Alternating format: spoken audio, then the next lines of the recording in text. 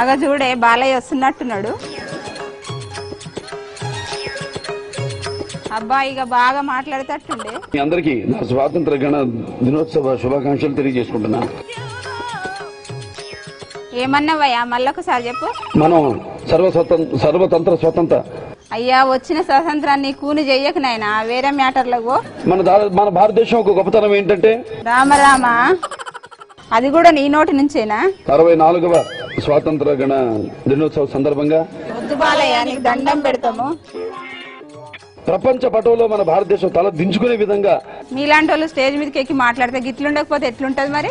మన భారతదేశంలోని ఒక శాంత భద్రతలను ఎంత క్షీణిస్తున్నాయో దానికి ఒక ఉదాహరణ అది. మన దేశంలో కూడా ఎన్నో రోగాలు ప్రాచుర్యంలో ఉన్నాయి. అందులోకెళ్ళి ఒక్క రోగం ఎట్లుంటుందో చూపి. నిజమే, ఇది కూడా ఒక రోగం అని నిన్ను చూసినాక తెలిసింది. మన గురించే కాకుండా మన పక్క వాళ్ళ గురించి కూడా ఆలోచించవలసిన అవసరం ఎంతో ఉంది. ఇంకెవరికి ఇటువంటి రోగం? అమెరికా ప్రధాన ఏంది నాయనా? అమెరికా ప్రధాన అమెరికా ప్రధాని కూడా ఉంటాడా? ఉండొచ్చా? సినిమాల తొడను కొట్టినట్టు కాదు, ప్రపంచంలో ఏముందో తెలుసుకో. ఈ రోగం ఉంది.